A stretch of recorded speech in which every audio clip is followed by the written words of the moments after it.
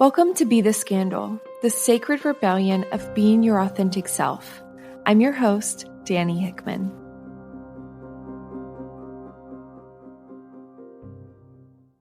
Hey, Sacred Rebel. Today I want to have a conversation with you about something that feels really important to me and feels like a really valuable conversation for us to have. This topic has been on my mind for quite a while. It's something that throughout the years I have supported a lot of clients in, and it's something that I've anchored into more deeply over the last few years.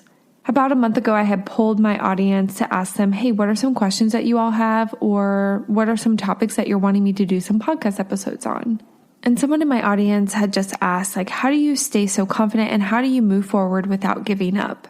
And I really love that question. One, because I give off the illusion that I'm confident, which I think in moments I can really anchor into that energy and I do feel confident. Other times it's kind of a fake it till you make it energy. So I love this question because it's really highlighting a couple different things here that I think a lot of us struggle with.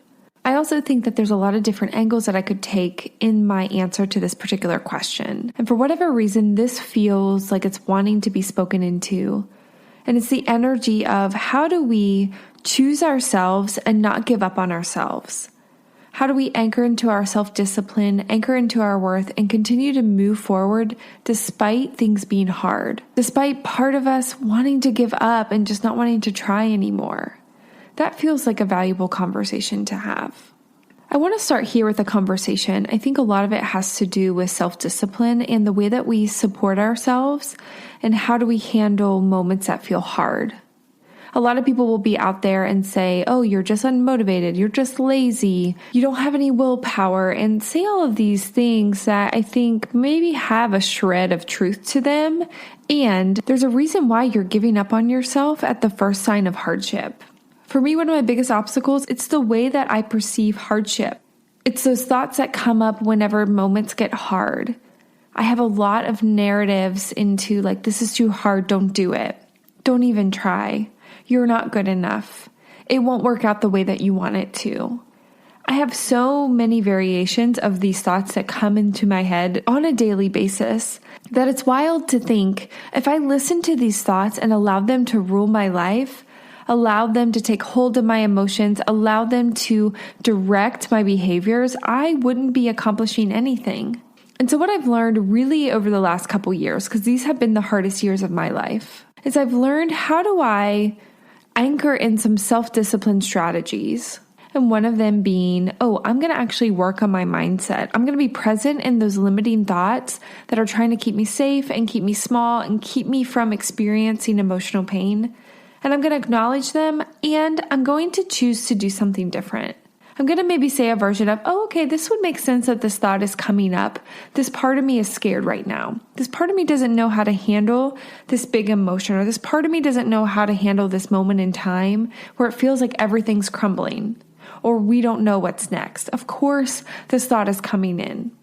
And sometimes our goals, especially those ones that are leaning up against our edges, they're leaning up against those things that we've never experienced before. We're really trying to expand beyond the way we've been living. Sometimes to our system, it's perceived as a threat because that is unsafe territory. It's unfamiliar.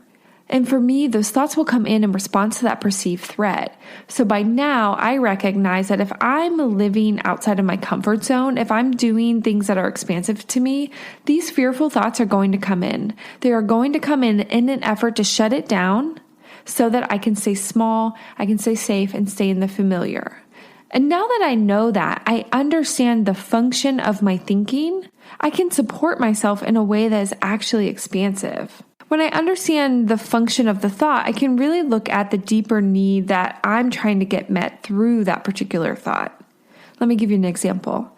I'm getting ready to start a YouTube channel, and I've done a lot of big things. And YouTube, when I think about the scheme of life the last few years, YouTube is not the biggest obstacle, but it feels really big right now because I've never created a YouTube channel. So I have these crazy town thoughts coming in that are trying to spit these narratives that I can't do it, it's going to fail, no one's going to like it, and all of these thoughts that are trying to get me to not do the YouTube channel. And so that's the function of the thoughts. Parts of me are trying to get me to not do it. When I look at, why does it actually not feel safe to do the YouTube channel? What I can zero in on is, okay, it feels uncomfortable to be vulnerable. This just feels like something new and I'm not sure how to navigate it. So new just feels scary. I feel a little lack of confidence and I feel just uncertain. When I can identify what's actually going on, then I can support my needs in ways that are meeting that need, creating that sense of safety and stability, creating some sense of certainty as I'm moving into the space of unknown, those things that I can control, and then continue to move forward. And no longer letting that inner narrative be an obstacle to you or a barrier to you moving forward with your goals and expanding into the unknown. And I like to think of this work when we're doing it consciously as working a muscle. If you're not used to doing things out of your comfort zone, your parts are going to freak out when you go to do it because it's unfamiliar.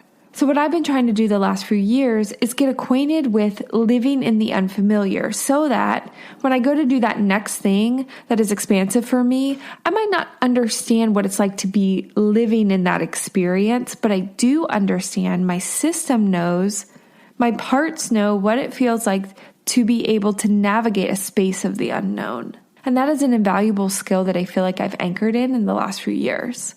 I also want to offer this because I think it's a valuable reframe. And when I offer it to people that I work with, it feels like it really lands. And it's something that I continually say to myself over and over and over again. And it's that we can do hard shit.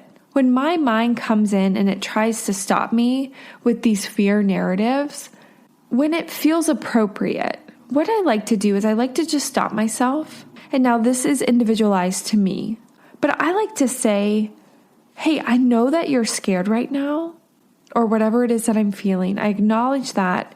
And then I say a version of, and what I also know is we can do hard shit. We have experienced the worst moment of our lives. We have witnessed the death of our dad. And we had hours in that experience where we didn't know what was going on, where we were trying to resuscitate him and we were in crisis mode. I lived and was present in my body during that experience and the year and a half that has followed that. If I can go through that, I can post a YouTube video. I can record another podcast episode. I can stay on my Peloton until this interval is over. I can do hard shit. I can do so much more than what my brain tells me that I can do. I just need to help and support my brain in remembering that we can do hard things. And that even in moments when parts of me are saying, no, we can't handle this, we can't do this, I'm coming in with that gentle reminder of, but we can. I know you forget right now. I know you're forgetting how resilient we are, how much work we've done, how much time we've put in, but we can do this.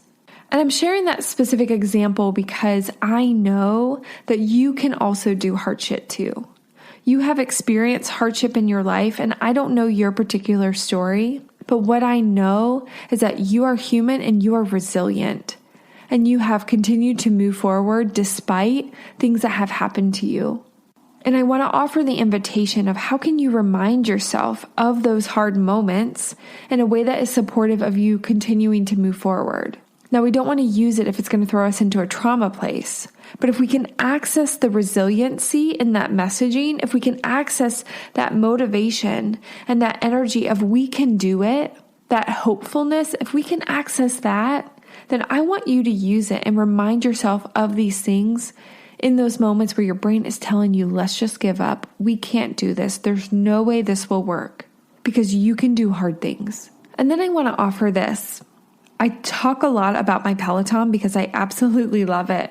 And it was actually delivered right after my dad died. I wasn't in Nashville. One of my friends came and set it up for me. Thanks, Simone. And it was there whenever I got back from my dad's funeral. And it was my lifeline.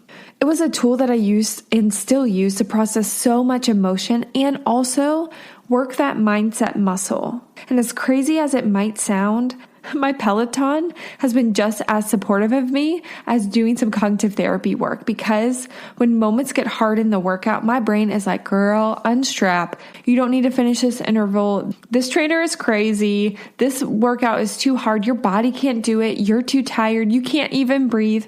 All of these things that my mind is telling me, stop doing it. It's too hard. You can't do this anymore. You need to give up. You need to stop. And so I have really worked this muscle by staying on my Peloton and combating those thoughts. And I'll say things to myself like, no, I can do hard things.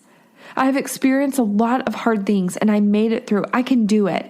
I am strong. I am resilient. I am powerful. And I use that Peloton as a way to work that muscle. So my question for you right now, if you need help with the self-discipline, if you need help with the mind fuzz and that garbage that comes in that isn't supportive of you in moving forward, how are you training your brain? How are you training your mindset to support you in moving forward? Because if we're not doing things that feel uncomfortable, if we're staying in that comfort zone, and it might not be getting on a Peloton, it might be going and eating dinner by yourself, or it might be going to a movie by yourself, or something else that feels edgy, going to a meetup, meeting new people, putting yourself in situations that are safe, but edgy for you because it's something that you haven't experienced before. If we're not working that muscle, then we more easily will fall back into those old patterns of thinking, patterns of feeling, patterns of being, and patterns of doing that are not conducive for us to change. Because if we don't make a choice to change, then things aren't going to change. And those are my thoughts on that question. How do you keep going and keep moving forward and not giving up? And I think it's because every day I choose to not give up. I just choose it. And it's not to say that days aren't hard. And I offer myself so much grace physically, mentally, emotionally. I give myself space to not do anything or to just breathe because I am working so hard. I give myself space to be emotional and not feel a 10 out of 10. Some days it's a 2 out of 10. Some days it's a 0.5 out of 10. But I give myself permission to be in that energy, knowing that this is just a moment in time. And if I need this moment in time to gather myself and then choose to move forward or choose to get on my Peloton or choose to record that video, I can do it because I can do hard things. I'm resilient. And I have the capacity and the ability now to bypass some of these thoughts that are just trying to keep me safe, trying to keep me away from emotional pain. But it's not always necessary because I can handle whatever life throws at me. Because as of right now, at this recording, I have lived so much life and there have been a lot of traumatic things that have happened in my life, and I have continued to move forward because I've chosen it. And if it feels helpful for you, I want you to remind yourself of that. And again, this isn't to bypass maybe some processing that we need or emotions that we need to feel before moving forward, because I think that's part of it. I can't tell you how many times I've had big, ugly cries on my Peloton or screams or yells or these like guttural animalistic sounds as a way of processing just that emotion that comes with wanting to quit but choosing to not. For me, when I think about it, there's some grief there because different versions of me, previous versions of me would have quit. And so in those moments when I'm choosing not to quit and I'm choosing to not give in to that mind game, I'm saying no to that old version of me. I'm grieving the loss of who I used to be and saying, no, I'm choosing who I'm becoming. I'm using this as a way to ripen into who I want to be. And that's how I'm making choices. So what is your thing? What are you doing in your life to work on your self-discipline? Because if it's something that you feel like, oh, this needs some work, how are you working on it? Are you just expecting one day to get up and then it will change? I would hope that for you. I want that for you. I want it to be easy. But what I know is for me, self-discipline came as making a lot of choices that I didn't necessarily want to make, but I knew I needed to do. So one choice after the other, one choice after the other, choosing to move forward despite that mind game, choosing to choose myself in this next version of me that I'm wanting to embody. That helped me anchor into self-discipline so that when moments get hard, I know I can do hard stuff. I can even do things I don't like. This is only a moment in time, and I can support myself in putting one foot in front of the other and moving forward. And I know that you can too. Thanks for tuning in to this episode of Be the Scandal. If you like what you heard, don't forget to click subscribe so that you can join in on the sacred rebellion of being your most authentic self.